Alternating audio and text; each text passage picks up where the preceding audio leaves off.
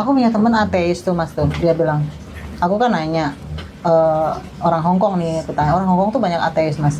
Aku tanya, you believe in God gitu kan, kamu percaya Tuhan nggak? Enggak, aku percaya diriku sendiri. Karena kalau aku nggak kerja, kalau aku nggak gerak, ya aku nggak makan.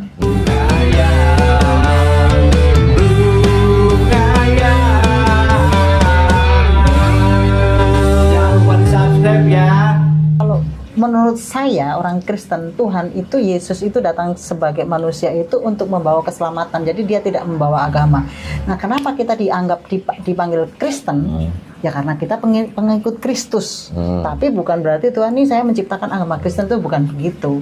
Ini kita dipanggil sebagai orang Kristen karena kita pengikut Kristus. Dan kenapa ada istilah Kristen?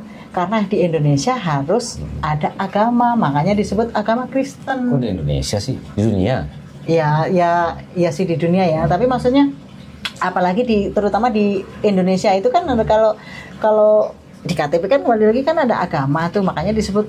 Sebenarnya kalau Kristen itu bukan agama Mas, Kristen itu ya pengikut Kristus gitu. Ya kalau di Amerika tetap Kristen kan, Kristen kan. Iya, tapi maksudnya itu bukan serta merta bahwa ini saya Yesus, saya bawa agama Kristen, memang nggak ada di Alkitab tuh, memang nggak ada. Itu kepercayaan kita ya, kepercayaan kami bahwa Tuhan itu kan kalau di Kristen itu kan roh yang kita tidak bisa jangkau, karena kan roh itu kan kita nggak bisa megang, itu terlalu suci. Kalau Tuhan itu kan terlalu suci, jadi kita manusia itu, jadi makanya kenapa Tuhan turun sebagai manusia, ya supaya dia mengenal ciptaannya, supaya ciptaannya mengenal dirinya gitu loh. Nih aku datang nih sebagai manusia. Kenapa kok Tuhan, kenapa kita kadang-kadang ada yang membatasi bahwa nggak mungkin Tuhan jadi Tuhan. Kenapa nggak mungkin kan Tuhan jadi manusia? Kenapa nggak mungkin? Kan Tuhan itu kan tidak terbatas, dia bisa jadi apa aja kayak gitu kan. Jadi kalau di kita itu Tuhan datang membawa keselamatan. Keselamatan itu artinya bahwa orang-orang itu kan sudah semakin menyimpang nih, makin jauh dari Tuhan ini dengan gaya hidupnya. Jadi kalau patokan kita itu kan Taurat ya, 10 perintah Allah itu kan sepanjang masa itu. Yang aku sendiri sih nggak begitu apalah isinya gitu, tapi pada intinya bahwa pada saat Tuhan Yesus datang itu karena banyak orang-orang berbuat dosa, ya kan, ada yang kaum Sodom dan Gomora kayak gitu-gitu.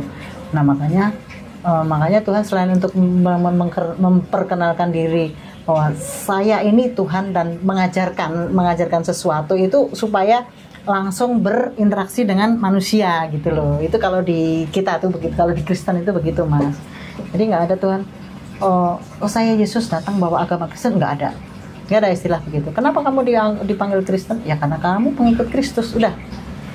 Kalau agnostik masih percaya Tuhan ya. Dia percaya Tuhan tapi dia tidak memeluk agama. Ya karena dia mungkin nggak tahu ya prinsip mereka ya. Cuma kalau yang menurut analisa saya sih kayaknya sih karena ya kembali lagi agama itu kan complicated Mas. Ini agama ini berpendapat seperti ini, agama ini punya tatanan seperti ini, masing-masing punya sendiri-sendiri ciri khas lah ya. Kalau itu ciri khas sendiri-sendiri, tata cara sendiri-sendiri, punya pendapat sendiri-sendiri.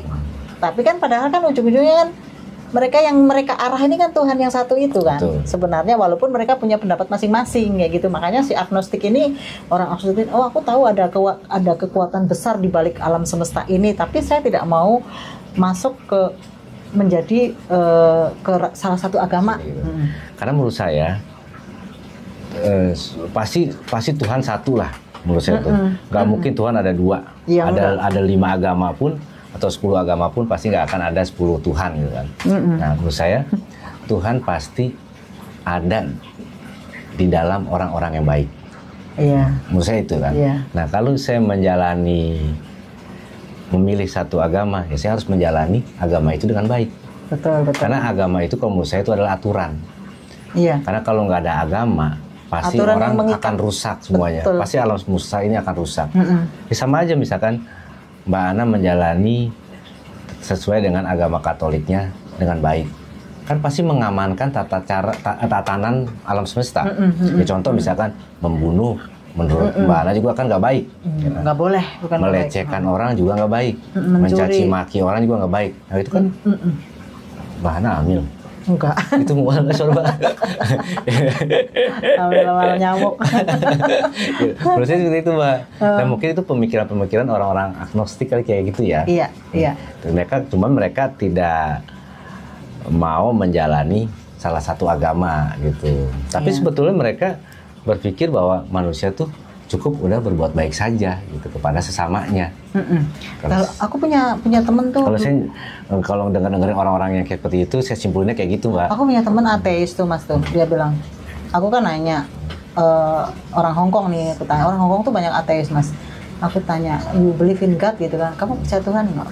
Enggak, aku percaya diriku sendiri. Karena kalau aku nggak kerja, kalau aku nggak gerak, ya aku nggak makan. Emang rezeki turun dari langit? Kayak gitu dia, jawaban dia begitu. Jadi yang aku percaya ya diriku sendiri. Karena kalau aku dapat duit ya karena aku kerja, bukan karena dikasih Tuhan katanya. Betul. Tuhan itu tidak ada, kepercayaan itu tidak perlu. Yang perlu saya percaya pada diri saya sendiri bahwa saya mampu gitu. Itu orang ateis itu, dia nggak percaya Tuhan. Bener-bener. Jadi percayanya kalau saya percaya sih, Mbak. Ya, saya percaya Tuhan. Saya nggak ngejudge apa-apa, tapi saya percaya Tuhan karena pasti segala apapun di alam semesta ini ada yang ciptakan gitu. Iyalah. Ada yang ciptakan pasti. Iya. Begitu juga kan manusia. Manusia kan pasti tiba-tiba nggak mungkin ada motor, Mbak. Pasti ada yang buat motor kan. Motor itu kalau menurut saya tetap Tuhan yang menciptakan, Mbak. Kok Tuhan? Tuhan yang menciptakan atas perantara manusia. Oh iya. Karena manusia diciptakan oleh Tuhan. Akal pun diciptakan oleh Tuhan. Akal budinya ya. Karena sebenarnya manusia juga nggak boleh sombong juga. Iya, manusia itu memang nggak boleh sombong. Mau dia setinggi apapun, dia masih bukan apa-apa di mata Tuhan. Karena kita lihat sekarang, sehebat-hebatnya negara maju, yang udah teknologi udah maju, dia cuma bisa bikin robot. Dia nggak bisa bikin robot seperti manusia. Mirip tapi Mas. Mirip tapi kan nggak bisa. Nggak exactly ya. Sama persis gitu ya, nggak mungkin. Nggak mungkin juga tuh robot bisa tiba-tiba ada hamil. Makanya nggak mungkin manusia itu menyamai Tuhan, itu nggak mungkin. Mau dibikin kayak zaman Menara Babel nih kan. Zaman dulu itu kan ada Menara Babel bikin tinggi, bahkan ingin menyamai Tuhan tuh. Mau nyari Tuhan itu di mana sih gitu susah, kan. Sampai setinggi apa nggak dapat kan, akhirnya kan bahkan ada orang yang sudah mulai pakai alat kan untuk mau tahu langit segala macam. Orang negara maju pun nggak bisa sampai ke sana karena benar-benar jauh banget itu. Tidak akan, Mas. Bisa. Tuhan itu tidak terhampiri, Mas. Betul. Kalau Tuhan itu tidak terhampiri karena kalau Tuhan itu kan cahaya ya. Kalau ada juga yang menjelaskan bahwa Tuhan itu kan waktu dia menemui Musa itu kan dalam bentuk api ya. Ya makanya tadi kan saya nggak ngomong masalah agama ya, tapi itu menyangkut sebenarnya di keislaman juga. Cuman saya pasti akan tidak mempunyai dalilnya karena kalau di saya nih, Mbak, kalau saya berbicara sesuatu pasti harus ada dalilnya. Ya sama sih sebenarnya iya. Tapi kalau menurut saya nih ya, kayak tadi Mbak bilang kan bahwa Tuhan akhirnya mempunyai hak dan kuasa menjadi manusia. Itu adalah Yesus atau kalau di saya Nabi Isa gitu kan. Nah, menurut saya tadi saya bilang bahwa saya mempunyai pandangan bahwa kalau orang yang beragama itu pasti sudah ada jatuhan dalam diri dia. Ini sebenarnya bukannya Tuhan ya, Mbak, tapi jatuhan dalam diri dia. Kalau saya makanya kalau orang yang masih kasar sama orang, masih jahat sama orang, dia belum beragama. Iya, itu udah terkontaminasi itu sama ular bludak. Ular bludak kan musuh manusia. Bener. Kan manusia di misleading sama ular kan dulu kan Makanya nabi-nabi ataupun mungkin wali-wali ataupun kalau di dalam Kristen apa tuh kalau orang-orang yang Paulus apa? Rasul. Ya rasul ya kan, sama juga rasul ya kan. Nah, itu orang-orang yang sudah mendekatkan diri sama ruhnya, bukan ruh apa, jahatnya Tuhan.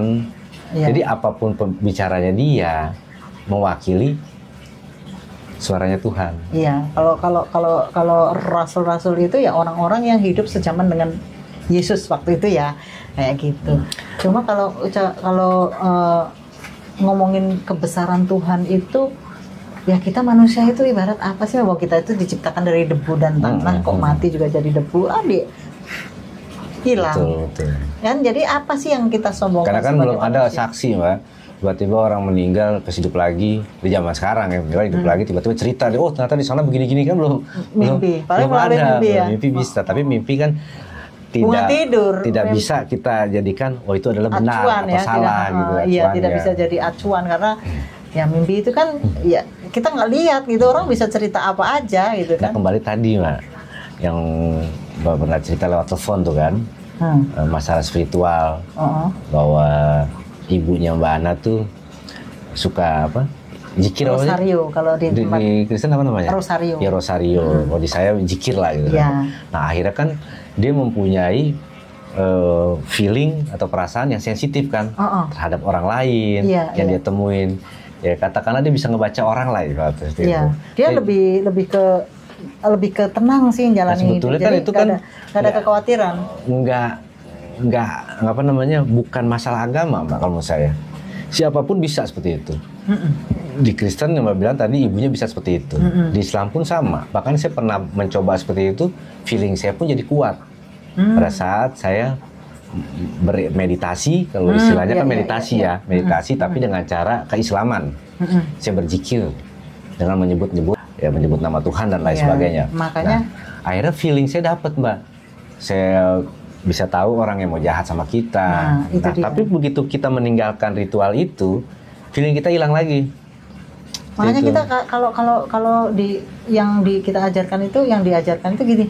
Kita itu harus mengerti apa sih maunya Tuhan gitu. Jadi kita mempelajari kayak bahasa alam gitu ya. Kan kita kan pasti dikasih petunjuk ya. Kalau kita aware gitu ya, kalau kita sensitivitas kita tinggi itu, Tuhan itu maunya mengarahkan kita kemana. Makanya kan kadang-kadang orang-orang kita nih, orang-orang Kristen ini kan segala sesuatu itu kan kayak dibicarakan dulu sama Tuhan. Tuhan aku mau ini boleh nggak gitu kan. Tuhan aku mau ini kira-kira bisa enggak kayak gitu. Jadi kita juga harus sensi Mas, benar-benar harus sensi ini maunya Tuhan apa. Makanya kadang-kadang aku tuh bertanya-tanya gini, kalau aku lagi mengalami kesulitan gitu ya Tuhan sebenarnya aku ini diciptakan sebagai apa sih, mau dibikin apa gitu kan, mau harus bagaimana, kok kenapa kok saya mengalami kesulitan yang kayaknya nggak ada ujung gitu loh kan.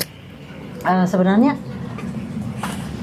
fungsi saya hidup itu mau diarahkan kemana kayak gitu loh, untuk dengan saya melalui segala macam yang struggling, yang perjuangan, yang kesusahan, yang kesulitan itu, saya ini akan dijadikan seperti apa?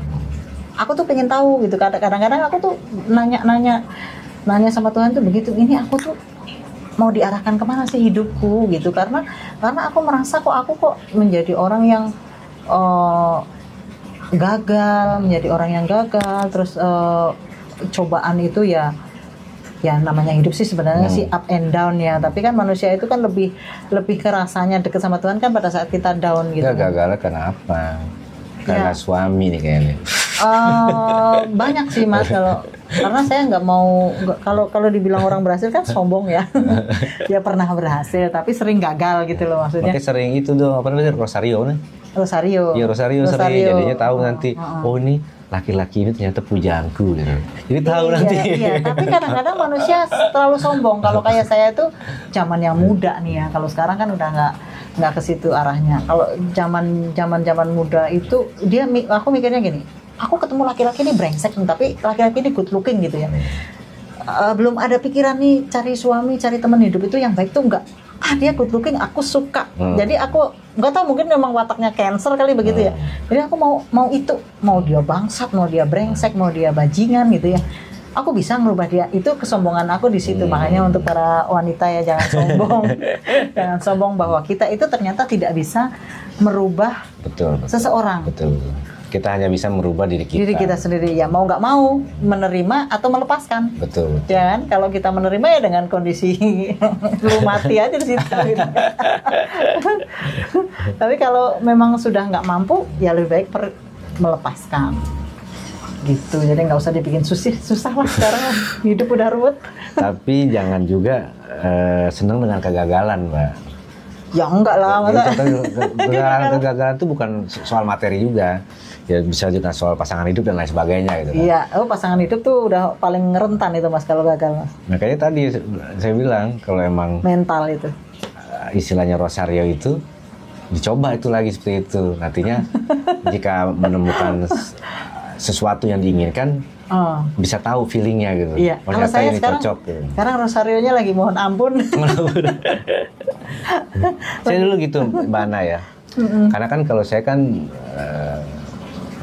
beragama itu dari lahir ya. Dari lahir dalam arti dari keturunan berarti. Sama kayak Mbak Ana juga sebetulnya. Agama keturunan ya. Nah, saya dulu punya teman yang berbeda agama pun kadang-kadang saya iseng-iseng baca bukunya juga. Buku kitabnya, kitabnya. Mau Hindu mau Buddha ada sebagian saya baca juga. Dulu saya masih terpengaruh musik. Kadang-kadang saya suka tuh Mbak. Mungkin kalau dianggap sekarang tuh ini penyembah setan gitu. Saya pasang gambar-gambar Lucifer tuh teman-teman dulu di kamar tuh. Lucifer tuh ganteng loh, kadang sama orang tua saya marah waktu itu kan. Karena saya pasangnya serem-serem, kadang-kadang yang kambing tuh kan, kepalanya kambing gitu. Iya. Ya alhamdulillah saya nggak ada tato, yang dulu pengen bikin tato sih, tato kambing gitu kan. Karena saya suka musik ini gotik tuh yang Marilyn Manson kayak gitu. Saya suka banget tuh kayak gitu. Musik-musik kayak gitulah. Taunya dangdut. Nah, tapi saya penuh dengan kebimbangan dulu waktu remaja tuh, kebimbangan jati diri dalam arti pengen tahu tuh sebenarnya ada Tuhan apa gimana, atau harusnya saya menyembah Tuhan seperti apa kayak gitu tuh Mbak. Jadi itu doa yang selalu saya panjatkan sebelum tidur. Ternyata memang doa tuh sebenarnya paling bagus sendirian sih, benar-benar nggak ada orang, sepi. Karena kalau menurut saya tuh masjid itu atau tempat ibadah itu untuk kita bersosialisasi, tapi untuk kita ibadah yang sebetulnya dengan Tuhan, supaya dekat dengan Tuhan itu sendirian. Kalau menurut saya ya, menurut saya sendirian. Karena kan kalau di saya juga ada yang namanya sholat tahajud ya, Mbak juga kan sama kan, ada doa malam kan. Doa tengah malam. Itu saya nggak pernah menyebut namanya Mbak. Nama siapa maksudnya? Nama Tuhan. Iya. Saya cuma bilang ya Tuhan, kalau memang saya harus menyembah Tuhan gitu kan, bikinlah saya nyaman di suatu agama tertentu gitu kan. Itu selalu saya inilah tuh, saya berdoa tuh kalau mau tidur seperti itu. Kadang-kadang teman-teman saya lagi dalam keadaan koslet tuh, berarti mabok tuh waktu remaja ya, tetap saya seperti itu Mbak. Nah akhirnya ya saya nyaman di agama saya seperti ini. Karena kan sebetulnya kita harus nyaman dulu gitu kan, nggak boleh bimbang kan, karena ada juga orang yang bimbang gitu kan. Banyak. Bimbang dalam arti begini loh Mbak, dia menjalankan agamanya akan tetapi cuma ritualnya aja, tetapi dia nggak merasa dekat gitu sama Tuhan. Dan ucapan-ucapannya pun tidak apa namanya, atau sikapnya pun tidak mencerminkan orang yang beragama, mau agama apapun lah. Bahkan orang-orang yang beragama berbeda tuh, mereka udah nyaman sebetulnya. Contoh misalkan saya punya teman agamanya Buddha, tapi perilaku dia baik, dia berarti sudah nyaman dengan menjalankan agamanya, bukan cuma ritualnya saja gitu. Kalau menurut saya kayak gitu sih, kan. Karena kan ini kayak misalkan, ya ini bukan saya berarti benar, ini kan pendapat saya ya. Misalkan Mbak bilang ya Allah gitu kan, atau di Islam ya Allah gitu kan, itu kan nama, bisa jadi yang diturunkan untuk menyebut nama itu kan, atau bisa jadi orang-orang yang menamai nama Tuhan gitu kan, seperti berhala-berhala ya. Kan dulu kan ada berhala-berhala, makanya namanya dewa Zeus atau apa gitu kan. Nah itu kan manusia yang menamakan itu. Nah makanya supaya saya tidak terlalu spesifik, saya menyebutnya Tuhan pada saat itu gitu kan. Tunjukkan jalan saya yang lurus gitu kan. Nah akhirnya saya Tuhan itu menurut kan saya saya nyaman di sini. Tuhan itu kan artinya penguasa ya. Kalau nama Tuhan saya kan Tuhan Yesus gitu. Kalau Allah itu kan penguasa. Tuhan itu kan penguasa gitu. Kalau kembali lagi ke pendapat masing-masing. Kalau di Kristen kan, kalau Mas kan merasa kusuk dengan berdoa sendiri. Ya saya juga merasa kusuk berdoa sendiri. Itu lebih kayaknya kayak, apalagi dalam kondisi kita itu lagi memang benar-benar harus deket sama Tuhan, itu kayak dielus gitu kepalanya kalau tengah malam pada saat sepi terus berdoa sendiri. Toh kadang-kadang waktu kita berdoa itu nggak mengeluarkan kata-kata Mas. Aku tuh kadang-kadang nggak paten dengan doa tertentu, harus doa ini berapa kali itu enggak. Malah justru kadang-kadang Tuhan, Engkau tahu isi hatiku. Udah gitu doang. Jadi aku nggak minta pun Kau udah tahu gitu loh, udah tahu apa yang aku perlukan. Karena kayak speechless gitu loh, mau ngomong apa sih, aku harus berdoa tapi aku nggak tahu mau ngomong apa, aku mau minta apa. Udah terlalu banyak dikasih sebenarnya. Kalau kita mau bersyukur itu kan mensyukuri kan berarti kan apa yang sudah kita terima kan dari Tuhan itu sebenarnya kalau dihitung-hitung udah terlalu banyak Tuhan itu kasih ke saya kan kayak gitu. Jadi minta apa lagi? Yang utama itu kan yang sudah kita miliki nih ya, kesehatan, napas. Kalau ada orang ini baik semua, Tuhan bikin baik semua, gitu kan? Iya. Kalau saya kan beranggapan pasti akan kiamat, Mbak. Ya. Bahkan ketawa kan, masa sih gitu. Ya, kalau manusia ini jahat semua, jahat semua, kiamat juga kan menurut saya kayak gitu kan. Iya. Nah, kalau menurut saya sih masuk logika saya, Mbak, menurut saya. Karena gini coba. Tuhan itu kan adil menurut saya.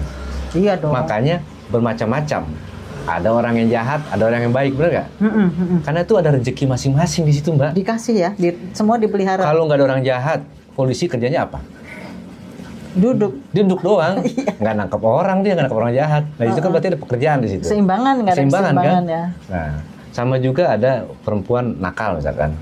Ya dalam tanda kutip prostitusi dah. Kalau nggak ada laki-laki nakal, siapa yang mau beli? Bukan juga kayak gitu. Itu pasti akan banyak orang yang punya istri banyak. Kok gitu? Ya kan ada istilah kan. Perempuan juga kadang-kadang begitu seorang istri lah. Ataupun perempuan lain sering dengar, gue mau mendingan laki gue beli sate gitu kan. Dibandingkan laki gue bawa kambingnya gitu kan. Nah itu kan suatu tanda juga kan. Berarti kan ada manfaatnya di situ kan. Prostitusi itu kan. Bener nggak? Kita nggak, ini sebenarnya emang kalau hayalan nih hayalan. Ya namanya juga ngayal gitu kan. Tetapi kalau orang yang cuma melihat, kalau dalam Mbak apa? Kalau di saya bilangnya syariat. Kalau Mbak apa? Apa itu? Kalau cuma kita melihat ke situnya, kita nggak akan lihat keadilan Tuhan menurut saya. Kalau di saya dulu ada namanya Nabi Haidir. Dulu Nabi Musa aja sampai nggak kuat sama Nabi Haidir. Karena Nabi Haidir itu begitu ketemu anak kecil dibunuh anak kecil. Akhirnya Nabi Musa kan bingung, kenapa dibunuh? Kan saya udah bilang, kamu nggak akan sanggup ikutin saya. Dia pengen belajar nih sama Nabi Haidir gitu kan. Dia kamu nggak akan sanggup, Musa. Kayaknya nggak ada deh. Kamu nggak ada kayaknya sih. Aku pernah baca-baca Alkitab, teman saya juga. Belum pernah dengar cerita. Nggak pernah dengar. Kalau di Islam ada Nabi Haidir. Karena dia di agama Islam tuh dia mengetahui yang akan datang. Gitu. Jadi nanti anak ini Musa gitu kan akan menjadi orang yang jahat gini-gini nih. Saya sayang sama dia supaya dia tidak jadi orang yang jahat atau gimana, saya bunuh dia. Ya seperti itu dan lain sebagainya Nabi Haidir ceritanya. Nah, saya melihat dunia ini dengan sisinya. Kalau saya yang pandangan ada misalkan ada orang yang mencaci maki saya, itu saya berpikir bahwa Tuhan lagi menegur saya atau Tuhan lagi menguji saya dengan cacian makian orang lain. Ya, pasti. Seperti itu aja. Kalau nggak ada orang miskin juga orang kaya akan kebingungan. Kalau nggak ada orang kaya pun orang miskin kebingungan, seperti itu kalau saya sih melihat ya. Emang keseimbangan sih, makanya saya seneng sama yin yang itu tuh. Apa namanya bahasa biologinya? Mutualis simbiosis. Nah, itu kan biologisnya ada kan, keseimbangan. Harus ada yang makan dan ada yang dimakan. Di negara, harus ada yang berkorban, harus di negara juga kan begitu negara. Ada negara dikuasa. Kalau semuanya berkuasa negara, siapa yang dikuasai? Siapa yang dikuasai kayak gitu. Makanya harus ada yang dikorban, ada yang berkorban, ada yang dikorbankan, dan ada yang memakan korban. Nah, makanya saya nggak pernah mau ngejas orang, Mbak. Dalam arti gini, ngejas orang berarti lu pasti akan neraka, lu pasti akan surga. Kita nggak tahu. Betul. Karena Tuhan punya kuasa. Bisa saja ada orang yang buruk itu sedang mengetes kita, nguji kita. Itu tanaman masing-masing ya. Kalau surga dan neraka itu tanaman masing-masing. Ibaratnya kalau menurut ini bukan nggak ke masalah agama juga ya. Kalau menurut kemanusiaan lah ya, nurani kita kan manusia itu kan pada awalnya Tuhan menciptakan manusia itu kan tanpa cacat nih. Betul. Diciptakan dengan baik dan dia itu sebenarnya seharusnya manusia itu bukan produk gagal. Tapi kan manusia ini kan gagal karena dia jatuh dalam pencobaan setan. Makanya kita setelah Tuhan marah karena manusia nggak nurut, karena kan ya udah aku kasih kamu free will. Jadi manusia itu harus bisa berpikir mana yang baik dan mana yang buruk. Cuma kan Tuhan kasih ini jangan, yang satu itu jangan, tapi kan tetap dilanggar kan sama manusia ya, karena kamu sudah. Nah, dosa itulah yang memisahkan kita dari Tuhan. Karena dosa itu, Tuhan itu kan suci nih, dosa ini kan nggak suci ya, jadi otomatis nih kalau kita berbuat dosa kita terpisah sama Tuhan. Kayak gitu, makanya terus Adam diturunkan ke bumi supaya memang Adam sih diciptakan di bumi ya kalau menurut kita ya. Jadi jadi karena kamu sudah melakukan dosamu kan, upah dosa kan maut nih. Menurut kita kan orang Kristen upah dosa adalah maut. Nah, mautnya itu apa? Ya kamu di Taman Eden kan semua serba tercukupi Mas, semua serba ada, segala kebutuhan dia ada. Nah tapi setelah kamu melakukan, karena kamu sudah terpisah dengan Tuhan, kamu akan tahu baik dan buruk, kamu akan berjuang dan kamu akan mengalami kayak perempuan ini saat kamu melahirkan kamu akan merasakan sakit, itu kan ada di Alkitab. Nah itu memang resiko dari dosa yang sudah kita perbuat yang dari awal itu kan. Nah terus laki-laki, kamu kalau mau hidup, kamu harus bersusah payah. Untuk makan pun kamu harus bersusah payah. Dan benar kan, manusia itu kan harus kerja keras untuk makan gitu loh. Ya berarti nerakanya di sini, di dunia. Iya, nerakanya di dunia. Neraka. Karena kita mau makan aja harus kerja. Memang harus kerja keras. Kalau mau makan tanpa kerja ya itu namanya mau kondo dong. Kalau laki-laki. Tapi harus kasih tahu pemirsa sama teman-teman singkatan mau kondo apa. Udah tahu kali ya guys ya. Jadi kalau mau potong aja terus potong. Mau kondo mas sekarang udah tahu mah, udah pada paham mau kondo itu. Jadi yang cuma bawa lonceng doang kemana-mana gitu tanpa modal. Modalnya cuma lonceng doang gitu. Itu namanya mau kondo.